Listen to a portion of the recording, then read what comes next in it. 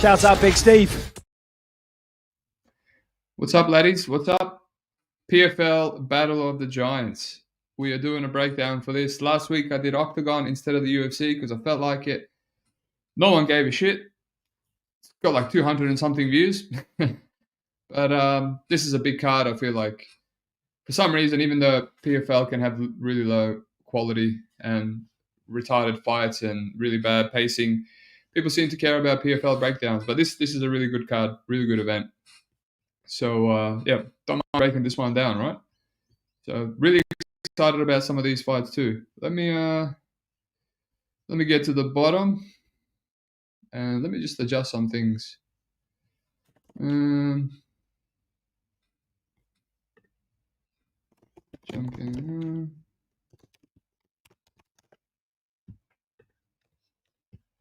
All right. What do we got? Riding high. What's up, my friend? You're from New Zealand, so it should be 11 o'clock for you. Good morning. 9 o'clock here. All right, let's get into it, right?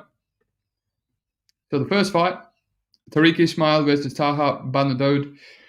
It's a dog or pass for me. I'm kind of tempted. I know this Tariq Ishmael guy. He is quite slim margins, low output, kind of technical. Loves to fight the fight that he fights. But yeah, his only loss is Breno Sopai. He could be the better fighter here. He can mix in wrestling. Taha's also slim margins. He just beat, this Jonas Jamal via split decision. So it's going to be a striking fight. It's probably going to go to a decision. It's going to be competitive. But I'm not sure if, it's going to play out as pick'em or if Ishmael should be the favorite due to a level of competition. And, I think he's beat guys similar to Taha already. And, losing to Sopai via decision, it's not bad at all. So it's a dog or pass for me. And I'll definitely have another look at it. Ibrahimov, what a name, Nacho, Campos. Yeah, Ibrahimov is beast. He's going to wrestle. He's going to have the grappling edge here. Nacho, I was surprised why he was such a big underdog as a 5-0, undefeated. But, he's fighting in that AFL scene. It's just all bums, Spanish bums. And he's a striker, he's got all these... He's got all these Thailand tattoos on his back. He's a southpaw Muay Thai striker. He was getting wrestled by some of these other bums, so it makes sense why he's such a massive underdog. Ibrahimov is a beast. The thing that I like here, or that I was looking at, is the total, right? Can Ibrahimov run through him in under 1.5 rounds or not? It's a bit juicy, though. And ultimately, I'm passing because he's taken some of these other bums over 1.5 rounds. His last fight in PFL against Josh Reed, who, is a Cage Warriors mainstay. Josh Reed is known to getting submitted in round 1 by everyone. So, passing on that one. I can't even say it's a dog or pass. I mean, striker versus grappler. Ibrahimov is a beast. Alrighty. Let's keep on going. What's up, Nem? Thanks for listening. What's up, Danny P? Is this card on earlier? Sure is. It starts at 3 a.m. And then we're going to get Francis and whatnot, maybe 3 or fights into the UFC. Just took Petrosian plus 150 versus Shara. 80% of Topology agrees. Well, I don't know about that, my friend. If you know my boy, I'm not going to say his name. He has a bit of a theory about Topology underdogs, but I won't spoil it. Petrosian's a good pick.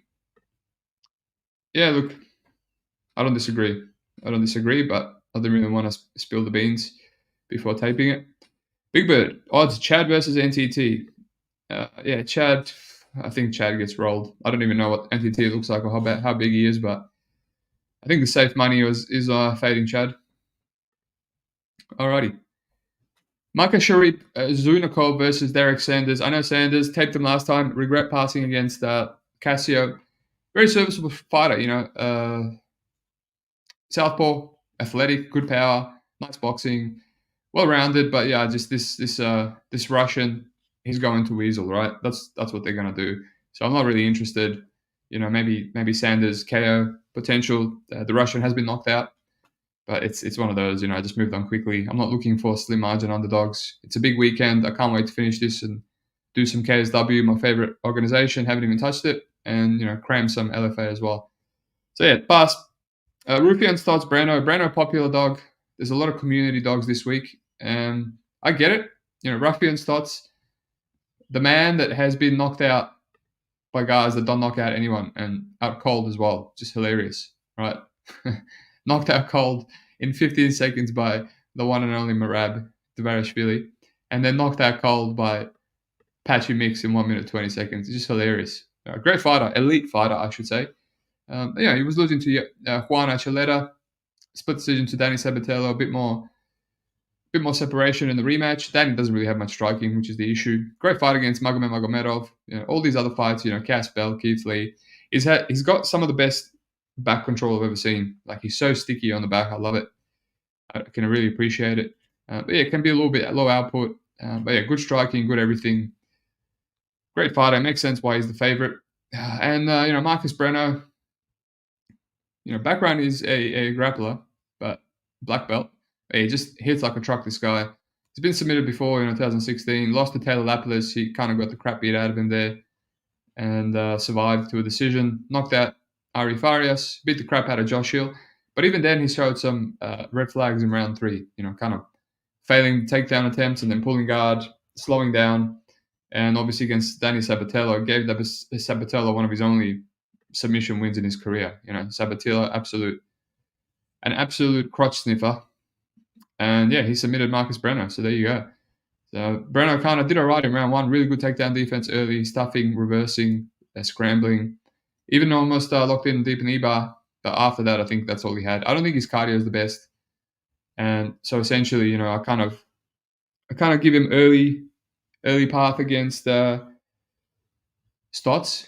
Maybe even win round 1, maybe knock him out. But then after that, what happens if he's getting his back taken? I think Stotts is much better than Hill, for example.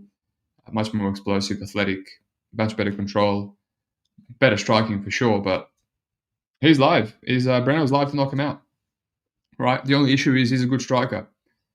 Ruffian Stotts only gets knocked out by random jiu-jitsu guys, wrestling guys with no power. So there you go. My boy Jake, thanks for listening, my friend. Thanks for listening. I always mix you up in Riding High. Don't know why. Riding High, Jake. My apologies if you're a different... Jake, where are you from, mate? Where are you from? I found out Riding High is from New Zealand. Let me know. If you're both from New Zealand, that would be a trip. Alrighty. AJ McKee versus Paul Hughes. Hi, Dogfather. Great fight. Great fight. And this is the one that I was closest on locking in. So Paul Hughes... it's a tricky one. Like, never really had a good read on Paul Hughes. I've taped all these Cage Warriors guys, and I know Morgan, I know Vucenic, but for some reason Paul Hughes just got away from me, and I had to look into him a bit further. And yeah, this guy doesn't really have many weaknesses. Other than maybe struggling to separate sometimes, and maybe being too technical and potentially hittable in the pocket. But, I went back, watched this Morgan Sharia fight. I think that's the most relevant fight, because Sharia is extremely, explosive, black-explosive, physical, great striker.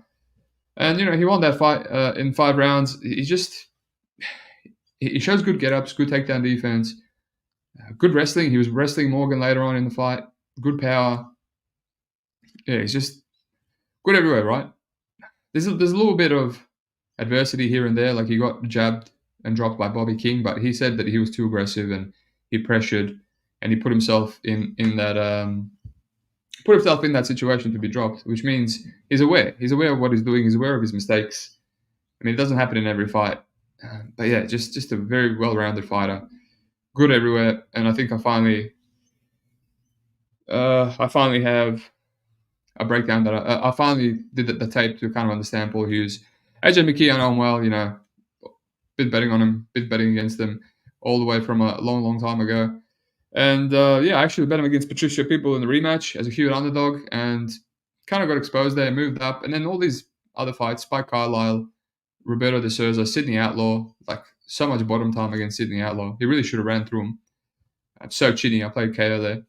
But he still beat him off the bottom. Sydney Outlaw just crotch sniffed, absolutely crotch sniffed. So yeah, it's a dog or pass for me. This is the fight that when I get off live, I'm going to look at the Paul Hughes Vucenic fight first and the rematch, and just see the improvements. But mostly I'm going to watch AJ McKee versus Spike, the Souza, and Outlaw, and just kind of see what path I give Paul Hughes. McKee loves giving up minutes. He can be taken down. Hughes has, the striking potential. He has the takedown potential. Sure, McGee can take him down, but this seems competitive. It's a clear dog or pass. Subhuman, thank you for the donation, my friend. Getting a lot of these recently. I'm going to definitely have to sort out my YouTube so I actually get this money. Apparently, I've got like $16 in my BigSteve account, but I don't have any in my Big Brain MMA, which, that's $30 in the last couple of days, so better see that money, right? $30, which is actually $45 in Australia. The man's got to eat. Riding high. We need to win a couple of sneaky units on PFL to chuck on Michel Pereira. I'll tell you what. Yeah. Don't want to be relying on winning units on PFL, that's for sure. Daily Dig, have you ever smiled? I think I might have smiled on this podcast, mate. Just rewind. If you can make me laugh, I'll smile, but no one is funny. Dogfather, I'm definitely not smiling at that. All for joke. All right, let's move on. If someone can actually make me laugh, then I'll smile, but it's tough. It's tough out there. The personalities on Twitter. In before people come at me as having the most dull personality in the world. All right, I pretty much forgot about this fight. Hussein Kigome versus Zafar Marcin. I'm like, whoops, didn't even get a chance to look at it. I taped it. Take one fight. All right, this another Russian weasel, representing Switzerland. I know a little bit about Marcin when I was taping Koga from Octagon last week. I watched this fight. Max Koga lost. He's fighting all these bums. Makes sense. Kind of seems like a squash match. One of the lads played the over there. What are the overs? Let me have a look. I will say I hate this new look on Bet365 where you can't actually see everything. So it looks like there's no props, but you have to click on the actual fight to reveal all the props, which pisses me off. The worst. All right.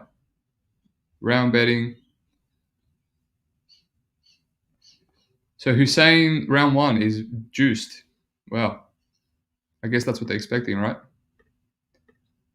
Let's wiki cap a bit. Let's wiki cap.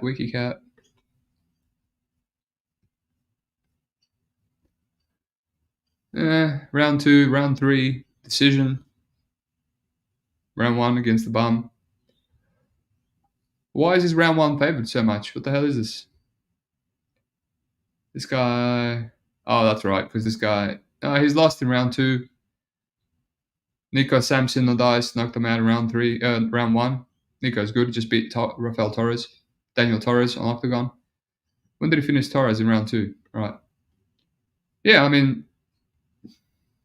the overs kind of make sense now. What is the over? Let me have a look. Fuck, no. Overs.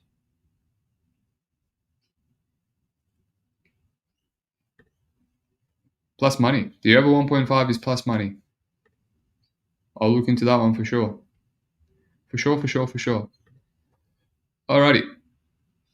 Let's move on to the next fight, shall we? It is Johnny Eblin versus Fabian Edwards.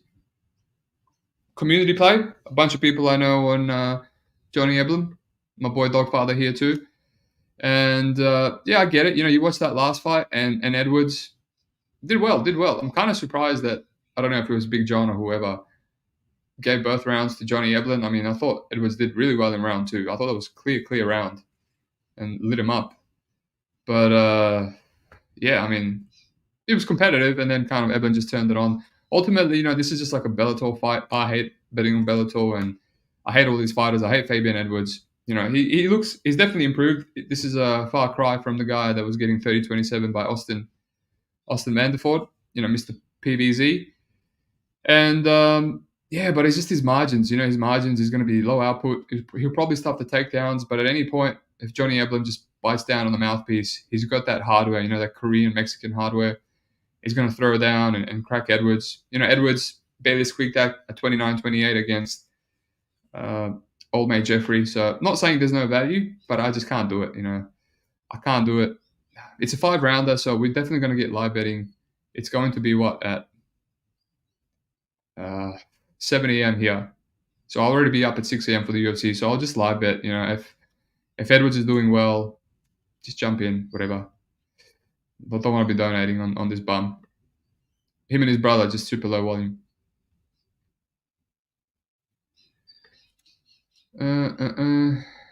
BigSteve, my dad. I only smile when he's with me. Yeah. Bet365 new UI sucks. Correct. They do suck. Riding high. The only bet you have is parlay with Larissa and Ngannou. Wow, well, you're going to hate my breakdowns then. Or maybe you won't. Who knows? Nem, got FOMO into Edwards because I saw this line dropping and I picked them in the last fight. Had a feeling Impa would get him, but I passed. Got annoyed while watching live until the decision. Yeah, I mean, this man beat Impa Kasanganay, right? It's the last man to do it in years. So he's got grit. He's got heart. I know, Tristan. What do you think about that under? I wish it held. I parlayed it with another under, but I wish it freaking held. Do you think that's a lock? He's fighting a 42-year-old can/cab driver. So if Austin Vanderford can't knock him out, fucking bum. Alrighty, we're on to the 2 best fights of the weekend. Super, super high level. I love it. Love it. Chris Cyborg versus Larissa Pacheco. This fight right here, excellent, excellent. This is as close as we're going to get to, a high-level fight for Chris Cyborg. Basically, a repeat of the Nunes fight. Larissa Pacheco, the PFL goat, versus Chris Cyborg, women's goat, a featherweight. Some might say it's Nunes, but whatever, she's 27-2. She's done a lot longer than Nunes. Maybe if they rematched, she would beat Nunes. Just came out there like an absolute idiot. I completely forgot that fight ended in not even a minute. That was wild. I thought from memory went into end of round 1, and then Nunes cracked her, started wearing her down with calf kicks, but that happened straight away. Cyborg just saw red. No, I get why the money's coming in on Pacheco, right? She is 30. She's in her prime, as opposed to Cyborg being 40. But man, after tape, I favor Chris Cyborg, right? Pacheco's they both basically fight the same way. They both have the hardware of men. Come forward, swing bombs. They run through the bums as they should, accordingly. Both Larissa and Chris Cyborg. When he gets extended, they're both kind of like, yeah, how's it going? But I think Cyborg has the hardware advantage. She has the power advantage. Who has Larissa Pacheco stood on the feet with? That's like Chris Cyborg. Nobody. I haven't really seen Cyborg slow down much, despite her age. She went 5 rounds with Arlene. Sure, that was 2.5 years ago, but that's all we have, And she came back a year ago and knocked out Kat Zagano. No cardio issues against Arlene. Arlene generally has good boxing. She's knocked out a bunch of girls. She's generally durable. Cyborg won 5-0. She hit some takedowns there as well. Larissa, really bad takedown defense. She's lost position. I still maintain that Larissa's better at lightweight. She looked quite bad. Ever since she's dropped to featherweight, I'm not really impressed. The Julia Budd performance, not impressed. Just kind of helped Julia Budd get over to round 3. I thought she lost round 1. She looked flat. Then just knocked out a bunch of bums, Amber, Alina, nothing new. And I thought she looked flat against Marina Mokhtarina, right? It's getting taken down a bunch there. Cyborg has the wrestling. I think she's the better boxer, more power. The only issue for Cyborg is she's hittable too. Larissa will throw, but her chin is, generally quite good. Obviously when you're getting cracked clean by Amanda Nunes, that's a different story. But yeah, I mean, I left thinking Cyborg should be the favorite here. Other than the narrative, the narrative has been Cyborg's been keeping active in boxing, right? So she might come back out there like Jose Aldo, looking like an absolute gun. So, yeah, it's Chris Cyborg for me, man. Obviously, the 5 round, they're both slowed down. Larissa doesn't have good cardio either. She's been knocked out a bunch. You have to go back to the UFC. Knocked out by the Randomine, knocked out in round 1 by a much more greener Macy Chason, taken down and mauled. Like who has Pacheco beat that's like Chris Cyborg? Sure, she squeaked out a split decision against Carla Harrison in a 5 rounder, but Harrison has no striking. We saw her recent fight with whatever that bum is, Viana, I think. Completely forgot her name. In UFC. So yeah, when Carla Harrison can't get takedowns, she doesn't separate, and she still almost won that fight. So yeah, Cyborg will pass for me, man. But I'll see if I lock it in. I mean, I don't know if I have any more tape to do, but I've taped all of Larissa's. But all right, what do we got?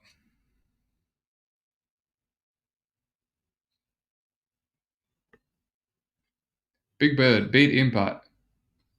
STFU, you bland painter. Why are you so salty, man? Why are you gonna suck all these fighters' penises, Big Bird?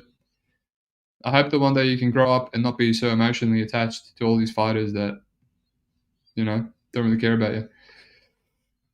And then, well, if these are the elbows, then Edwards is even more fucked. Oh, that's right, there is no elbows. So weird. Who has the bigger clit? That's a tough one, man. That's a tough one. I feel like Pacheco's definitely changed more. Her body's changed more. So definitely her clit will probably grow during that period. Whereas Cyborg's been like that since day one. So whatever she has, that's what she has. But I think Pacheco, you look at her UFC fights, that's as close as you get to a transition without actually getting the surgery. Pacheco has Adam's apple. Jake Fagan. Pacheco is a dude. How can you favor a woman against him? Is Chris Cyborg a woman, though? Look into it. Cyborg decision. It's possible, but I have this sneaky feeling Ananda could hit. Just because I've seen Pacheco KO'd a bunch when she's actually fought UFC level competition. Impa won that. Yeah, he did, but he didn't really. So it is what it is. Big Bird, now we ride or die. That's all right, mate. Keep riding and dying, I guess. Who would you take out to dinner? Cyborg or Pacheco? Definitely Cyborg. Cyborg is she's misunderstood. I think Cyborg's a nice lady, whereas Pacheco, yeah, definitely getting dude vibes. Cyborg has a bigger dick than Francis, mate. In all honesty, I don't think anyone in the world, man or woman, has a bigger dick than Francis. So there you go. All right, and here we are. Speaking of, we're in the main event. Awesome fight. Awesome fight. In terms of aura, this is the best aura fight of all weekend. Like, I remember when Francis was in the UFC, I used to get goosebumps every time he would fight. It's like his closest thing to Conor McGregor. You know someone's dying in there. When he fought Stipe, you're like, oh, this is a high-level fight. When he fought Gane, I'm like, these are the two best heavyweights in the world. Will the KO Gane? Will Gane, survive to a decision? He's fighting Henan Ferreira, another guy that's got that aura about him. He's just kill or be killed. So, yeah, it's an awesome fight. UFC really messed up letting Francis go. And, I mean, I really want to fade Francis, I'll be honest. I love the guy. I faded him against Stipe, then I jumped on him against Stipe. I said, after this, the guy's not going to lose another fight. Obviously, lost to Derek Lewis, but yeah, he's so good. But now, watching him in boxing, watching that last Gane fight, I poked Francis' decision there, which, whatever, it was $12.50. It was $50. It was kind of like, got a bit lucky there. He was down 2-0. Who would have thought that he would have come back and won rounds 3, 4, and 5 with wrestling? But, I mean, he had knee braces in that fight. He kind of looked off, really, really slow. After that, he looked really slow to me in boxing ring against Tyson Fury, but obviously Fury looked dreadful. Looked really slow against Old Mate. He's been boxing. He's 38 now. When's the last time he put on his wrestling shoes? I doubt he's put them on since, he had to fight Cyril Gane, almost 3 years ago. And yeah, just looks really slow. Just that last MMA fight looked really slow, and I feel like the sheer athleticism of Francis and the wrestling, the grappling, kind of slowed Cyril Gane out, and then it made that fight more competitive. But yeah, I don't know. I just can't lay the minus money on him, even though he's been good to me. I've been laying the chalk in every single fight, right? But they were giving him washed Velasquez, they were giving him washed Junior Dos Santos. Um, it's a different story. But now, Renan Ferreira is like my Francis Ngannou in PFL. Almost $4,000 on against Mateusz Scheffel, and then I played the under, and then I played ends in round 1 KO, $2. Just Maurice Green, just all these bums. I'm playing him, and he's got his weaknesses. He got taken down and mauled by the juiciest Razvan Kuniev ever. That guy. That's the first and only time that guy said abs in the cage. And we saw him on Contender Series, didn't have abs. Popped for every single substance, but ever since Ferreira has gone to AK, I think it is, he's changed gyms. The guy's improved, right? You can see he's a lot more patient. He's fought the best guy he's ever fought and beat in Denis Goltsov. I faded Goltsov there too because I think Goltsov's a little bit flaky and shinny, but it can't be disagreed that Goltsov is probably UFC level, especially with some of the UFC fighters in that division currently. And he had a whole round 1 of losing, being on bottom, and he still got up and he shucked the takedown, and he was great on the back foot. I think he's quicker. I think he has better footwork than Francis, that's for sure. He's obviously bigger, only 2 inches of reach. I will say Francis hits harder and probably has the better chin, but he's been sparked by Anthony Johnson, which now it's been cracked, as people are mentioning. So I don't know, man. It feels like another shit show fight. Volatility. There's a lot of volatility, so I'm not rushing to do anything. But if anything, it's Renan Ferreira or pass. It's Renan Ferreira or pass for me. I just can't do it. I haven't locked it in because I love Francis so much. I'm being a poof like Big Bird Pierce here with my attachment to fighters here. But it's got to be that. It's got to be that. My gut is screaming to fade Francis. The under 1.5, it's minus 200. It makes sense, right? 2 under 1.5 merchants. Ferreira and Francis. But Francis is durable. It might be a staring match. I don't know how Francis is going to come out. Will he wrestle? If he wrestles, he's got no jiu-jitsu. He'll probably just sit on Ferreira for like a long time. If they gas out, it's just the best thing to play here is Ferreira under 1.5. Ferreira money line, and hope that he doesn't get sparked. I think he can win a 5-round decision. I don't think Francis' cardio is that much better than Ferreira. So we've seen Ferreira in round 3 against Kuniev. We've seen him against Sulamatafa.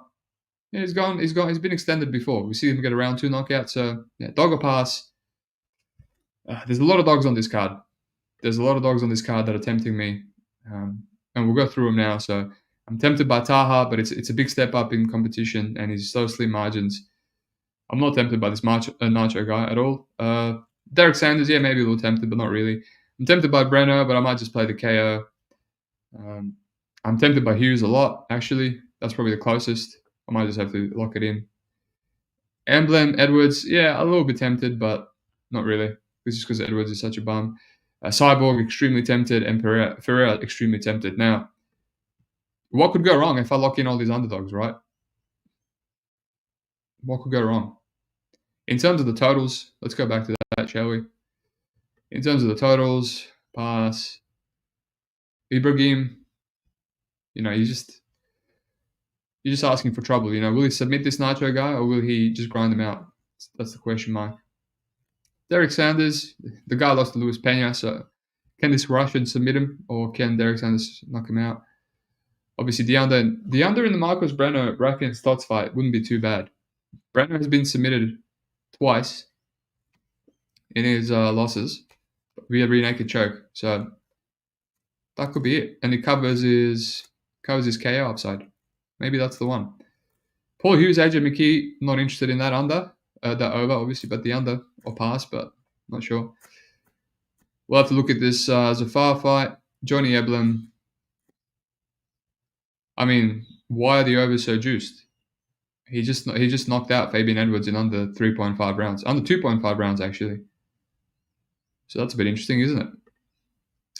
Chris Cyborg, I got this sneaky suspicion that the under might hit. The Cyborg might knock her out. But, it is the best girl she's fought in a long time since Nunes. So there's just a lot of questions there. And Henton for Francis, under 1.5 minus 200 feels accurate. This is not Ryan Bader. This is not some of the other scrubs they've given him. But then again, Francis can kill anyone. So that's the issue here. That's the issue, man. Couple totals I like. Couple totals. All right, what do we got? We'll get out of here. Last time Francis got his ass kicked, he fought like a pussy. Next time out was, but that was, I still think that fight was a fix. So Derek Lewis would get a title shot against DC. Nem, can't see him lose after the loss of his son. Well, my friend, I can definitely see him lose because MMA is brutal and shit like that always happens in MMA. Danny P, 3-unit dog pay lucrative style. Yeah, lucrative does that because he has the bankroll to do it, but and it's just more for clout, The more units you make, the better you are on Bet MMA. But hey, if I was really confident in a dog, maybe I'll just play up 3 units. I'm not against it. Why the F the total's 250 and money line's still 500? I don't know, man. I'm talking about Bet365, the GOAT book, not that Bet Online rubbish. NTT Loverboy needs to get his shit together. Nem, just throw darts at every prop, hoping to hit one. Jewish better, aka MMA line mover. That guy blocked me again. Oh well, it was fun while it lasted. All right, that's it. No bets, but man, there's gonna be bets. There's got to be bets. I'm going to lock in a couple of these underdogs. I think, when I like so many underdogs, I kind of get nervous and I'm like, I can't lock them all in, but I have to find the right one. But maybe they're just all good value. Maybe they're all a hit. I think if you're doing PFL, you just have to hit the underdogs. So I don't know, Dogfather. The PFL doesn't really limit me. Like I've gone up to 30,000, 40,000. Just watch the video, mate. Watch the video. The BigSteve. How to make your accounts last longer, right? But then again, I've heard rumors that in Australia, Bet365 last longer than America, for example. All right, peace out. Tristan, the JB guy is in his own world. He is in his own little Jewish world. Alrighty, time to grind, time to do KSW. Peace out. Thanks for listening. And Twitter, Sherdog, or Discord, we're going to have some bets. Big weekend. All right, peace out.